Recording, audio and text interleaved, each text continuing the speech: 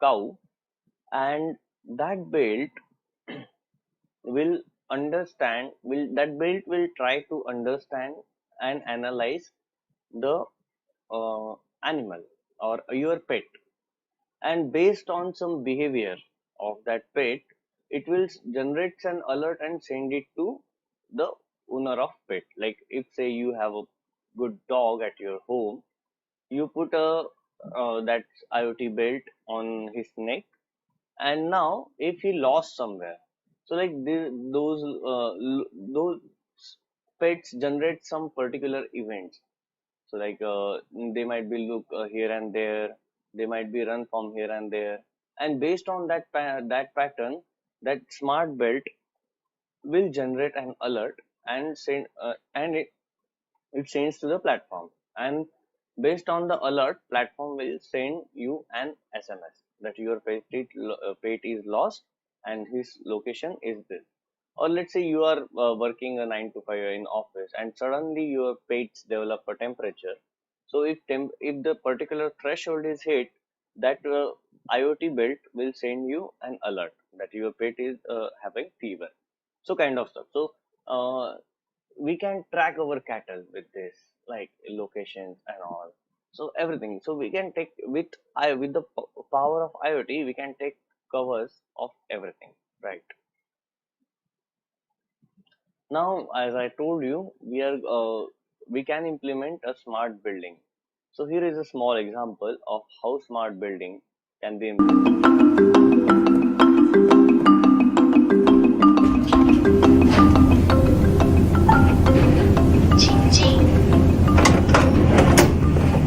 天猫精灵，关闭窗帘。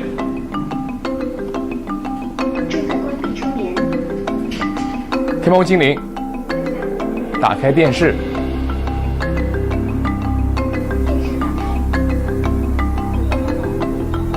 天猫精灵，主人，你说。我需要一瓶水。好的，服务员会尽快送来饮用水。机器人正在执行配送任务中，进入电梯。 The self-check-in machine, like the guest mobile check-in, like the robot service and Timogenes voice butler. The purpose of this kind of service and technology is to improve the efficiency of the service and the consistency of the service quality. 您可以取出物品了。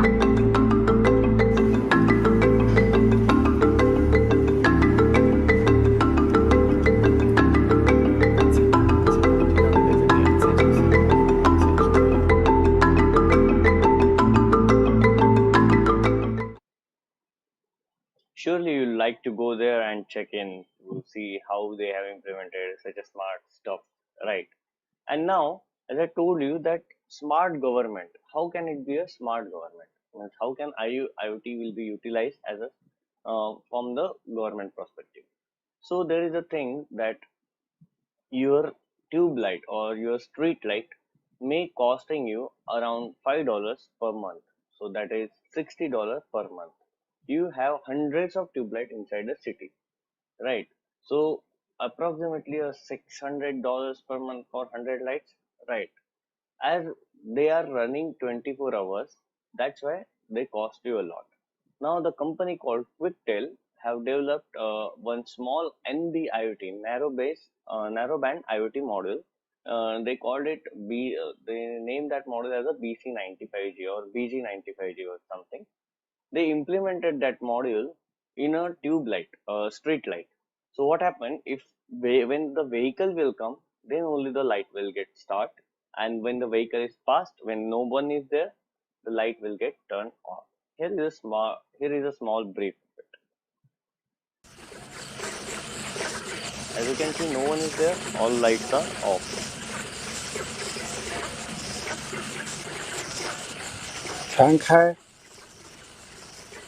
As you can see, the vehicle is passing, all lights are turned on, right? This can save you lots and lots of electricity, right? This will save your electricity also, and this will save your billing cost also to the electricity. So government can implement this kind of stuff means smart IoT stuff at a very large scale than even we can imagine, right? So as the IoT is really powerful, it's really great and it's really powerful. With a great power, great responsibilities do come, right? When I was a kid, I used to hear the stories of witchcraft and black magic, that people used to contact that witchcraft man or black magic guy, and they used to give a contract to kill someone, and that guy remotely manages to kill someone. I don't know whether this is a fact or not, whether this is a true or not, but yes, I don't believe on witchcraft, but if you look at IoT, this is possible. Here is a great news. Medical pumps and pacemaker threat as a doctor simulated hacked overdose. Now, if I set your heartbeat as a 3000 beats per minute, who can save you from getting cardiac arrest? No one, right? Immediately you will get a heart attack and you can die in a second. Similarly, if you need a 10 ml insulin in your body, and if I give you 100 ml insulin, and that to a 10 shot of 100 ml insulin, no one can save you, right? So this is a remote killing procedure. So what I'm trying to convey here is the device is implantable inside the human body. So the security of those devices, if at all it is remotely operatable, then should be considered as very high level. Now we are having a trend of having smart things like smart home, like Alexa, turn on the lights. It turn on the light. Alexa, turn off the light. It turns off the light.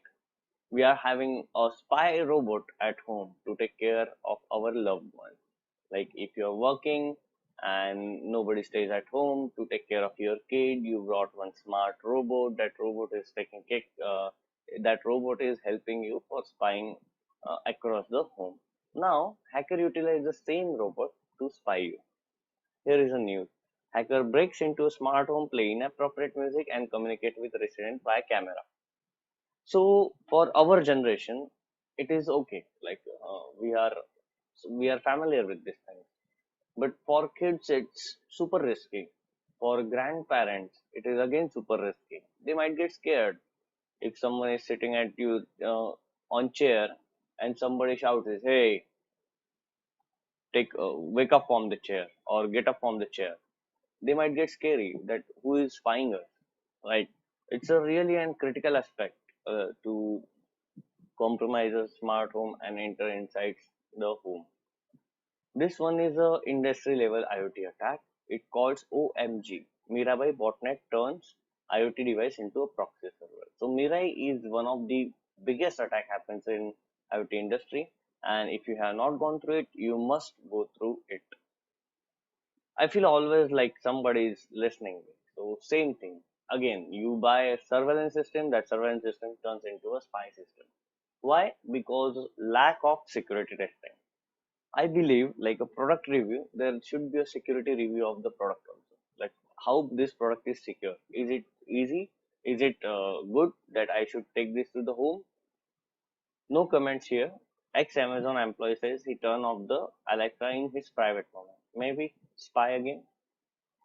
And FDA recalls nearly half of million pacemakers over hacking fears. Just I said that if you are able to remotely control these pacemakers, you can kill anyone, right?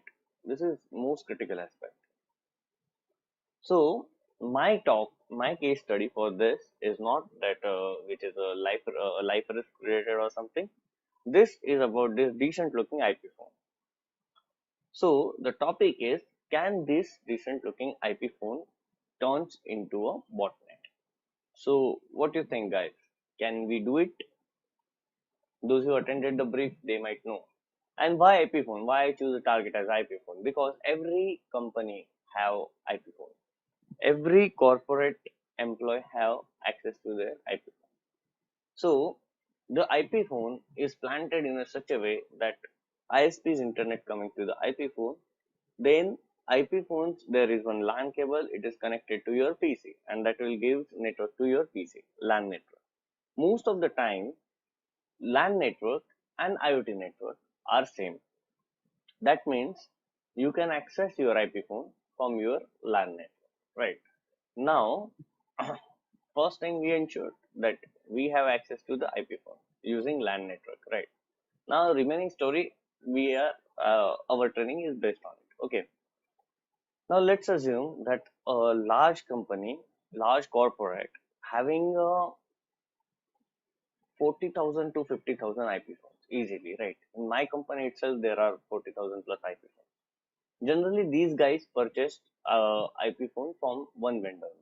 Like they, if there is a Cisco, then you will see every IP phone is having Cisco network.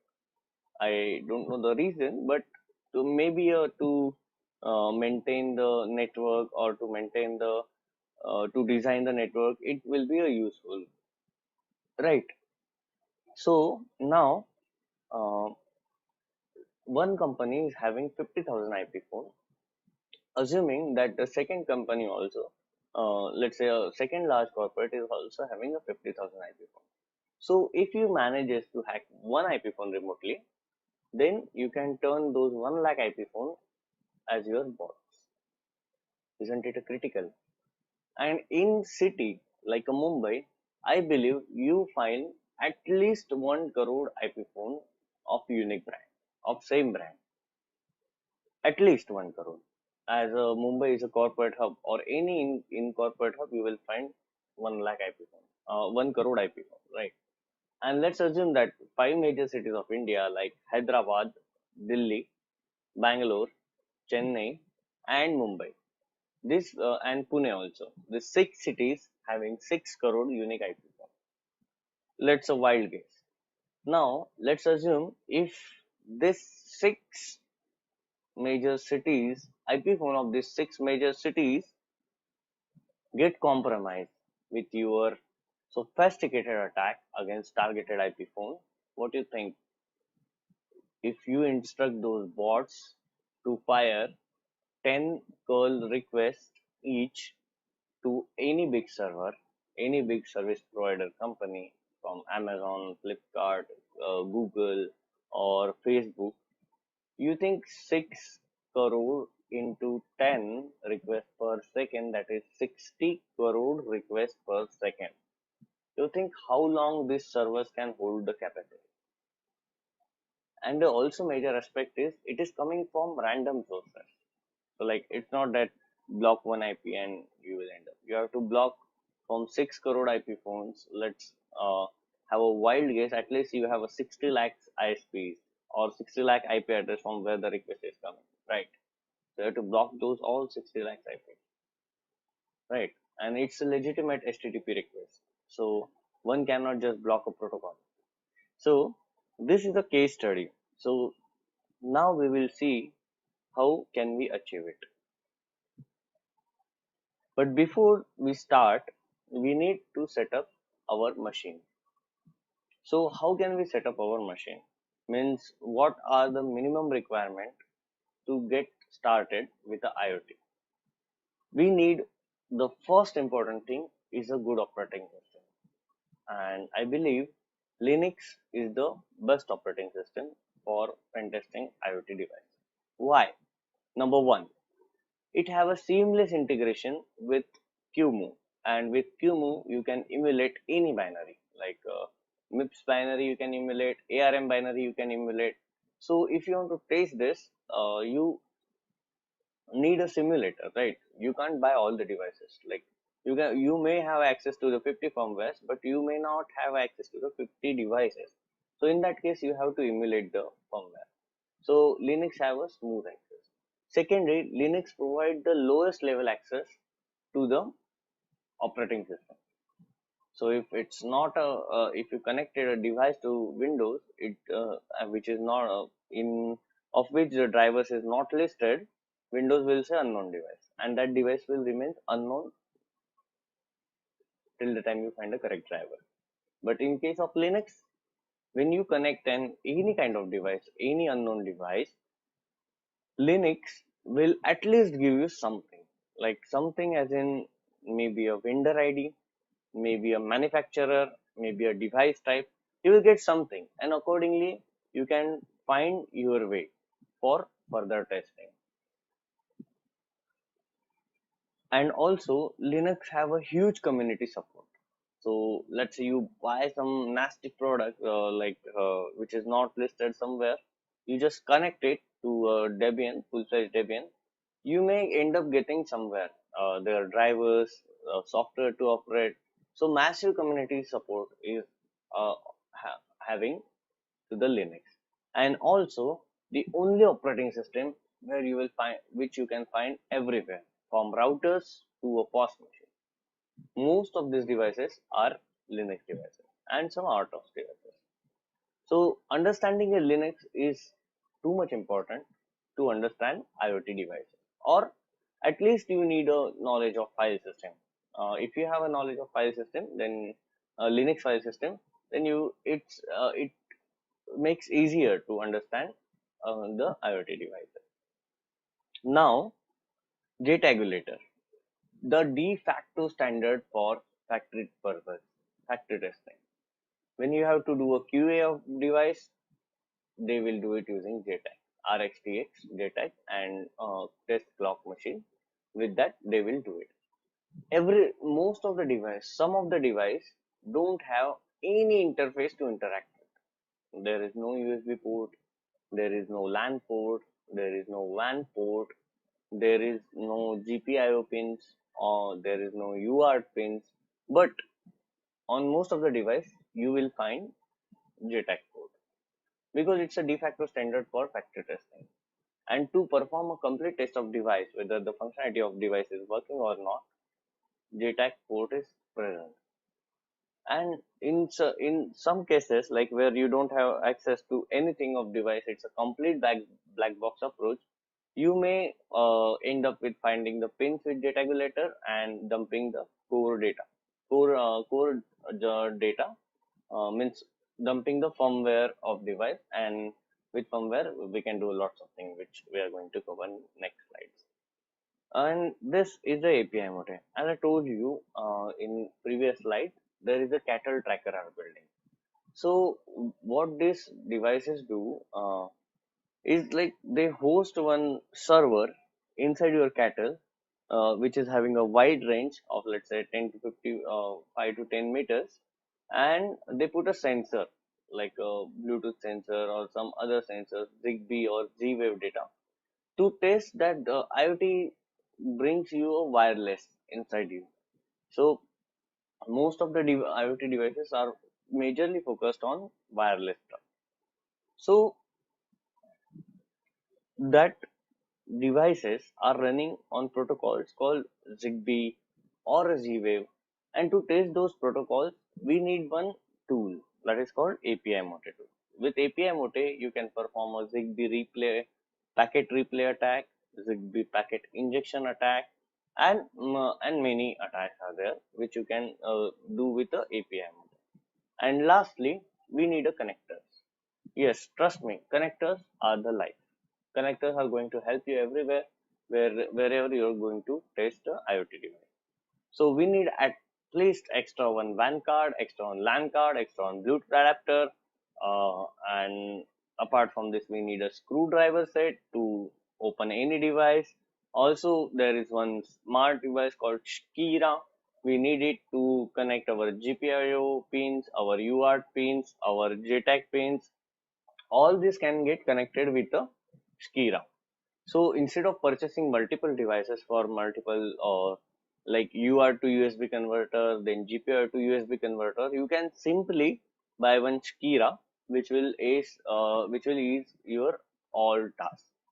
And lastly, to hack a radio frequencies, we need a hack RF. Okay, so these are the things that with which we can get started. And for advanced setup, you can build whatever you want, right? You can build such kind of lab. I got it somewhere from Black Hat Live.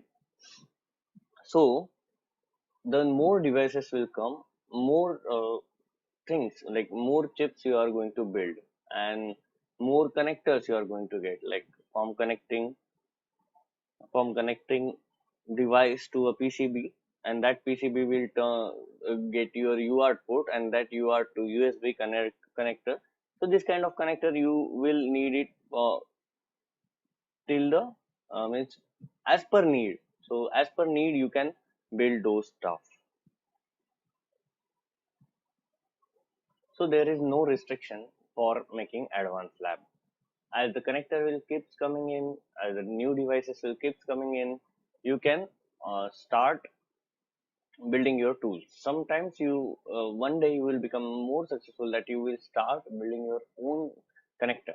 Okay, if you keep journey, if you continue the journey of IoT. Okay, now this is all about a hardware requirement. Now, what are the software that we need for performing a pen test? Is it open source? Is it a closed source? Is it paid? Is it a free? So the answer is most of the software that we need are open source. Here is the list of tools which we generally require. Though I call this as a weapon. If you are not from India, this is a weapon of mother. So our mother used to hit us with this uh, weapons. Okay, so the weapon, the first and most important weapon for our IoT pen testing is a binwalk. So binwalk is a tool of binwalk is the greatest tool wrote by Mr. Craig Hefner, known as a Dev TTYS0. So this is one of the greatest tool that we need to perform firmware analysis. So what is a firmware that we are going to cover? So basically, firmware is a file which is installed inside the device. It contains all the configuration of embedded device. Okay. So to extract those files and to extract that firmware file, we need a binwalk. Without binwalk, IoT pen testing is like not possible at all. So binwalk contains of multiple file system. Binwalk is a multi-file system reader, we can say. Like a binwalk contains a in Windows you have seen the FAT32, FAT and NTFS of file system. In Linux we see ext1234 operating file system. Sometimes Razor FS, like that's what we generally see. Okay, but in embedded system the file system are completely different than the file system are present in our Windows and Linux. So this contains a UBI file system, this contains a CramFS file system, this contains a SquashFS file system, this contains UB reader we go, SquashFS, CramFS it contains a YZFS or something, YFS file system. So multiple, there is a list of 20 to 30 file system that are generally used in a embedded system. So binwalk is a what we say, it's a universal tool. So what it does a signature analysis to identify which file system it is, the firmware is, and once it identifies the file type, it runs that particular file system reader. It runs that particular file system reader and extract the required data from the firmware file. Okay. The second most important tool is a firmware. So let's say you have a firmware, but you don't have a device. Now what? So like a virtual machine, VirtualBox does not support embedded file system running. So one guy called CCDC on GitHub have developed a complete firmware emulation suite. It's called a Firmware. So Firmware is a combination of multiple open source tools. Like it contains a QEMU, it contains an open source kernel, it contains a kernel for MIPS, it contains a kernel for ARM, for MIPS little ADN, MIPS big ADN. For every device, for every architecture, there is a kernel and there is a kernel and initramfs also available. Then uh, apart from that, it contains a binwalk to extract the file system, and then they are using Postgres to keep the archive of firmware inside to maintain the database of firmware. The only problem with the Firmware is still now what I feel is Firmware is not good at networking end. Like to build a network, it most of the time it fails. But it's not that tool's fault. That it's an open source tool. You have to deep dive into it and you can get it up and running. So basically it used a QEMU networking model. So if you understand the QEMU networking, then you may like it's like first it extract the firmware, then it makes a file system with their kernel and their initramfs. Then it saves the file system as a um, uh, in database. Then it creates a tar of that database, uh, tar of that file system. Then it creates a squashfs image of that file system. Once the squashfs image is created, it reads the architecture by analyzing the busybox binary, that which architecture it is. For example, if it's a MIPS little endian, then it loads the MIPS little endian kernel and initramfs and QEMU MIPS EL binary, and it creates your virtual machine with a networking stack. So Firmware is a mixture of multiple tools, and you can use it for emulating. It's a really great tool till now what I used. Burp Suite is our loved ones, like everyone knows here, hopefully. Or if not, then Burp Suite is a proxy tool through which you can intercept a web request, right? So it's a proxy tool. And to automate the stuff, we need our Python. With the help of Python, you can automate most of the stuff that we are doing on regular basis. And lastly, the heart of offensive embedded testing is Radar Pro. Sorry, Radar 2, no, IDA Pro. So IDA is the great tool for reverse engineering. Those who are familiar with IDA, very good. Those who are not, so IDA is a binary reverse engineering tool with which you can open lots of secrets which are hidden or which are undocumented from you. You can easily identify. So IDA, it's not necessary that IDA Pro should be only used. There are other tools like Radar, and second tool is like NSA Ghidra. It also offers a nice GUI. It's a cross-platform, like it's in Java, so you can run it on Windows, on Linux also. And IDA works great on Windows. I have not used IDA on Linux. So these are the weapons. These are the mandatory weapons which we need for testing embedded system. Okay. So now once you have set up everything, the first thing is Reconnaissance, right? Information gathering is the key of successful pen test. Same applies to here. The more you get information, the more you uh, come up with a knowledge of product. So here we have split the recon section into two parts. One is active recon, second is a passive recon. So first we will have a look at a passive recon, and then we will have a look at a active recon. So in passive recon, these products, when these products are a global seller, they have to register that their products with a FCC ID. With every device, there is a unique FCC ID assigned to the device, and that you can look up on backside of the device. So generally, it is on the device itself. You may see CE written something, and there below FCC ID equal to this. So why we need to read about a FCC ID? There was an incident which happened with us, that there was a IP phone only. uh, that vendor was fighting with us. That vendor was saying that this device don't have Wi-Fi. We have read the specification of device, and in that they have clearly mentioned that there is a Broadcom wireless chip installed inside the device. Post that, we have opened that device and demonstrated them that there is a chip of Broadcom wireless adapter. Still, he was denying that no, this is not a Broadcom chip. This is something different.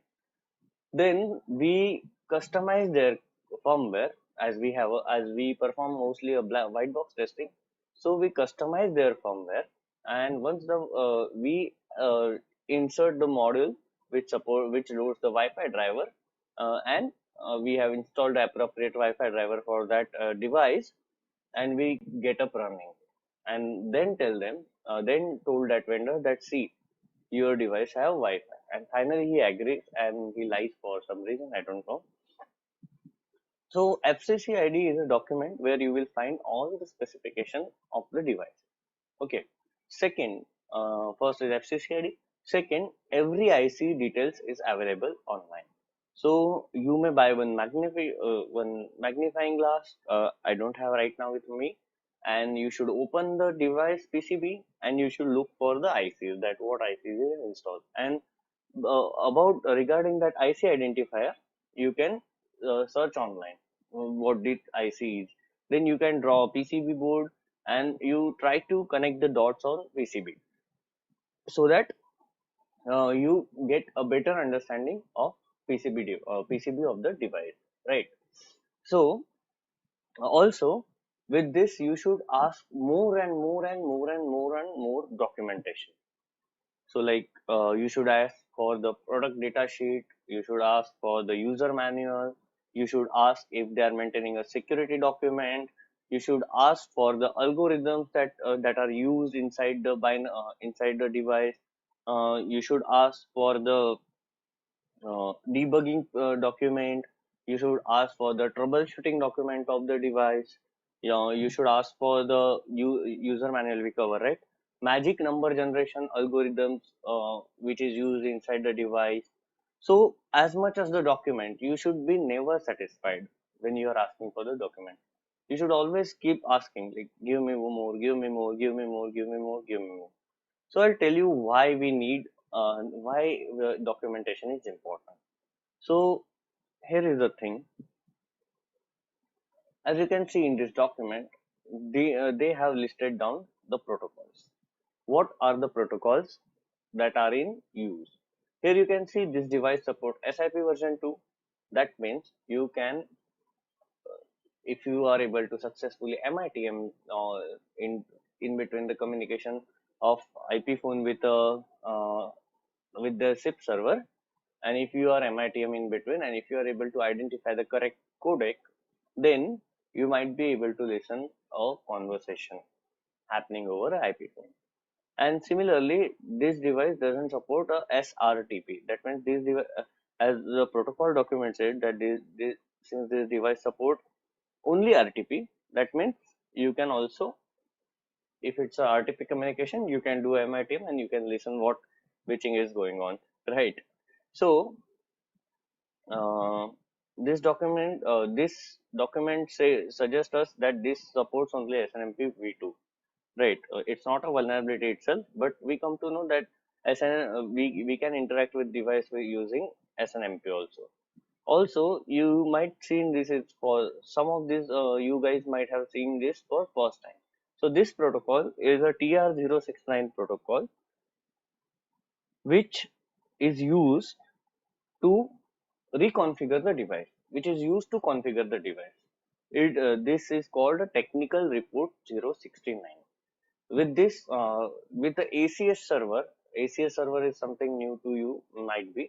So ACS server, with ACS server, you can communicate to device over TR069 protocol to reconfigure the device. So you can configure each and every aspect of device with a TR069. Even you can push a firmware upgrade with this. Now, a user manual. These are the basic documents which we are talking about now. A user manual suggests us that device have a upgradable firmware, means you can easily upgrade the firmware. Web management interface. So 8443 running, device have web interface. So our IP phone have a web interface. Now device have password management. So device can make a accountable password. Device have a remote and local syslog support. 514 must be open. Auto provisioning of device using TFTP, HTTP and HTTPS. Then SNTP time synchronization, that's okay. Multi-user level. So if some smart guy managed to change the password of his device from admin to admin 123, still there are accounts like support, tech, user, agent kind of account which you can access with the default credential. Like user you can log in, tech you can log in, support you can log in. So this kind of account exists in real life in device testing. So this should be your slogan. I want more, I want more, I want more. And default PC communication type is bridge. Default username for admin mode is admin. Great. Default username for user mode is user. Default password for web is null. What? So they design a device. They put a web interface on it. They created users, but they forgot to set the password. Who cares, right? Till now, most of the guys who are watching this stream might not be aware that their IP phone got a web interface, right? So If we don't know that there is a web interface exists, then who cares about the web credentials, right? But hackers cares about this. So default password for web is null and default web login port. So you don't need to perform nmap also. Like to access the web interface, you can just connect to IP phone with 8080 port and you will get the connection. I heard that you like algorithms, so I use an algorithm to pick an algorithm to generate an algorithm. So why algorithm is important? Why reviewing algorithm is the most critical part. Algorithms are used for two purposes in device generally. One is to generate a magic number and second is to generate a password. So let's say vendor X decide to manufacture the Wi-Fi router, right? Now they have generated, they have produced 1 crore to 2 crore Wi-Fi router, and as per minimum requirement, each Wi-Fi router should have unique Wi-Fi password, right? Otherwise, if you give a common password for across the vendor, then anyone can connect anyone can connect to the Wi-Fi router, right, with a common password. So generally, these guys have a random password for each router. So how what do you think how they are managing it? Like to maintain the data of hundreds and crores and tens of crores of router, that the password for this Wi-Fi is this, it's a hectic task, right? So what these guys do, these guys writes an algorithm to generate a password. Let's say last four digit of MAC address plus date and time, last four digit of MAC address plus two digit of serial number plus time, or sometimes last four digit of MAC address plus time as a random seed, and last four digit and uh, last four digit of serial number, or MAC address and time as a seed to create a password. So these are the simple algorithms. And why reviewing this algorithm is important? Because if the algorithm is weak, then all your product security is waste. Like if I use a MMDD as a Wi-Fi password for device, then anyone can connect with MMDD to my password to my router, right? In default state, I'm talking about. Even if you are using time as a SRAN, current time as a random seed, and you are using MAC address as a input, and you're doing a rand on MAC address and generating a password, still it's an easy way. Like you can sniff a MAC address by capturing beacon, you perform a SRAN on it or a RAN on it, and then you get a Wi-Fi password, right? So these are some weak algorithms are in use which should be take care. Now the magic number. What is magic number? In device, there are some super interfaces which are not accessible for everyone. Like for few device there is an engineer page, few device have a tech support page, few device have a debug page, few device have a debug mode itself. But to enter into that debug mode, there are a task. Like there was one device which I tested. For to enter in the debug mode, you have to press a reset button 7 times. Then only it will enter into a debug mode. And at debug mode, you get a shell of the device. That's why it is important.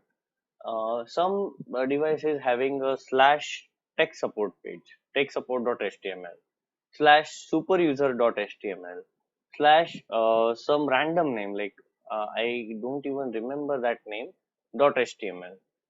But to enter that page, you need to enter some magic password, and that magic password was again generated by algorithm. So to they run an algorithm on, like I explained earlier, and it will create a string. That string they use as a magic number to access those device. Okay. So these are the checklist mostly which we needs to take care while doing a passive recognition of the device. Now let's come back and look at the active recognition. First and most important thing is to know your device. So what are some common things that you know about a device? Like as this, let's assume this as an IP phone as your target. What are the common things?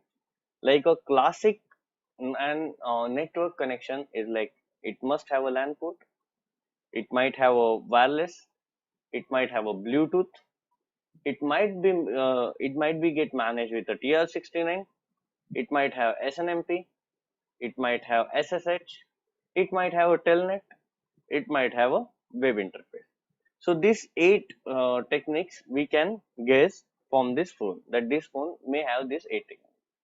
Apart, these connection modules work almost everywhere with most of the devices, which are enterprise devices or let's say home devices. This kind of techniques work, but there are few more protocols that are that are supported only in a IoT.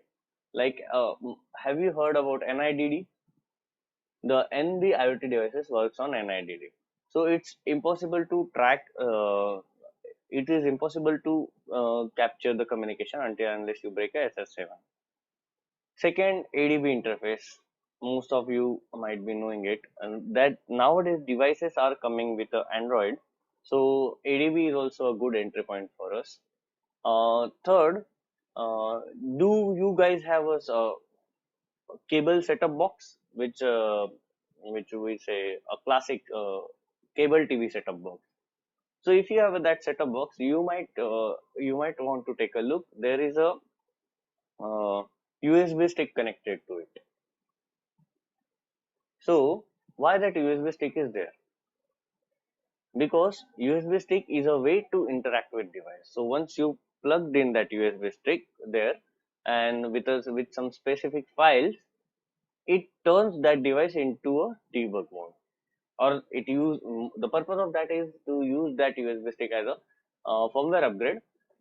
But with firmware upgrade, you can also trick that as a turning the device into debug mode. So there are ways. Apart from USB stick, SD card is also there. So like same like USB, you can use SD card. Some protocols like Zigbee, Z-Wave are used widely in IoT. And lastly, a Bluetooth energy attack. Also, apart from this, some devices have very close source ways to access that device. Like as I told you in connector section, there was one device. It was nothing but nothing was there. It was just a modem and one MCU.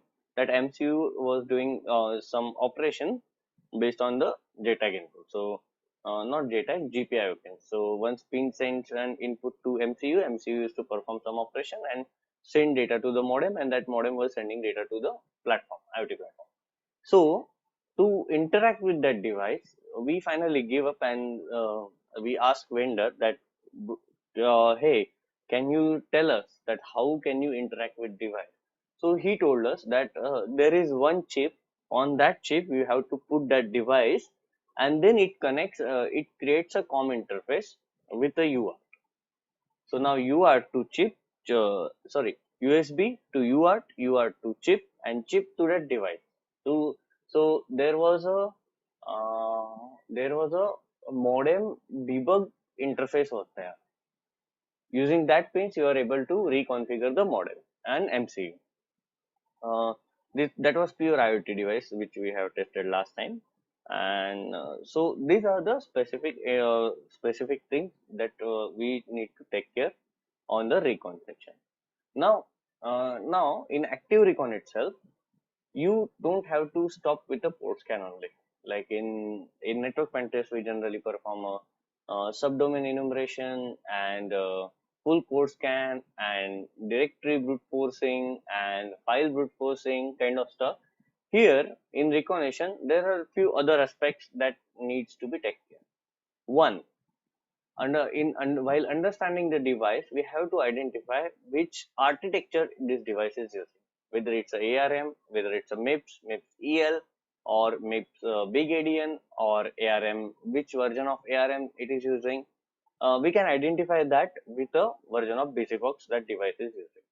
In the embedded device, due to lack of space, these all guys mostly use a BusyBox as a kernel, as a initrd, as a list of binaries. So BusyBox is a multi-call binary, which basically it describes in easiest way. It's a multi-call binary. It contains lots of tools in one BusyBox only. Some vendors customize the BusyBox and remove some of the files, which we are going to talk in further section. Uh, so based on the BusyBox, we can identify which architecture of devices, and also we can read some FCCID stuff or document review. Based on it, we can identify. Now, second aspect is to identify underlying OS. So some devices might show you some UI only, web application, but you have to identify what that device is, like underlying. It's an Android, or it's a Linux, or it's RTOS, or some other operating system. So once you are able to identify that operating system, you can map your device properly, and you can perform directional proper direct. You will get a proper direction for testing. Also, uh, identifying as we discussed, we have to identify the proper interface to interact with device, and then we can act accordingly. One thing is, like, whenever you get a LAN port or WAN port, means you get a TCP connection, you should always run a nmap on all ports. Why? Here is the thing that I got remote code execution on this 1380 port, and denial of service, like distribution denial of service on 4046 and 41565 port. So like I was able to remotely crash this device, and I was able to execute a code on this device, and this was an end user device. So end user device means uh, like 70 to 80,000 devices was live. So if I just fire a blindly payload that connect to 1380 and install listener netcat listener, I may get those many bots on public network, and also it was listening on a public interface. So that's how it becomes critical. Now, show time. So here we are done with our first section. Now we are having a firmware analysis section in show time. Now let's get started with the show time. In this section, we are going to cover a firmware analysis of the device. So agenda for this section is identifying what is the firmware, obtaining firmware, unpacking firmware, and finding vulnerabilities inside the firmware. So basically what to look inside the firmware. So what is firmware? Firmware is a file which contains three major sections. One is a file system, second kernel, and third bootloader. So a file containing these three sections is called as a firmware. So there are majorly two types of firmware available in the market. One is a full firmware, which contains a file system, kernel, and bootloader, and second there is a delta of the firmware. So what happens is, like, your firmware of, let's say I'm using a Samsung phone, the firmware for Samsung phone is around 1.5 GB. Now there was a malfunction, like camera is not opening, or upon opening the camera it is getting crashed. So now Samsung have identified this problem, and they want to ship a new firmware to your phone. And device in market are millions of device, right? So they cannot just recall all the device and flash with the new firmware. So what they do, sending 1.3 GB over internet is also a ridiculous task. So what they do is they just identify that difference and send that difference to your device. So that difference may be in a KB or maximum in a MB. It is called a delta of the firmware, which contain the difference from your existing firmware to new firmware. And that delta is also secure. Like one delta cannot be set in other device, or it have a authentication mechanism. It have a keys with which device is signed. Okay. Now, what are the ways to obtain the firmware? The most legitimate and easiest way is to download the firmware from their website, if they are providing. So if you visit any router website or product website, they sometimes offer you a firmware for upgrading your local device. Okay, so that is the most easiest way. Second is obtaining firm update. Whenever you get a system update on your Android phone, you just set up a Wi-Fi MITM bridge, like creating one access point, and you can check for update from there. And as you check for update, if the firmware update is available, click on download and keep a capture on that bridge. So you can capture that firmware using firmware update. Next, extracting from the device. As I told you, we are using a JTAG where there is a no way to interact the device with JTAG. With the JTAG connection, you can also dump the complete firmware from the device. And Google Docs always win. You can search for index of or FTP of the product name. You may get a firmware. And analyzing device traffic. So what this is, analyzing device traffic? Sometimes you may wake up and see your phone got restarted without any power issue or without any issue. So what happened? The vendors most of the time sends a silent firmware upgrade. So it like if there is a changes which needs to be applied on device on priority, they shoot the firmware at night time, when generally when you are sleeping. At that time they send a firmware upgrade, and sometimes if there is a critical update, device needs to get restarted. That's why your phone, you might found your phone is getting restarted for no reason. So there is a silent firmware upgrade. So what you can do is, like at my home I have set up an interception server, so every traffic is get captured there. So if there is any firmware upgrade, I used to get from that interception server. So analyzing device traffic is also a one way where you can obtain the firmware. Now you have a firmware. Now what? You have to don't you don't have to run a binwalk-me on the firmware file. That is the most inappropriate way to approach the firmware. So what you can do is first perform an entropy analysis to identify whether firmware is encrypted or not. If the firmware is encrypted, then if the firmware is encrypted and if you run a binwalk-me, it will create a huge garbage of GBs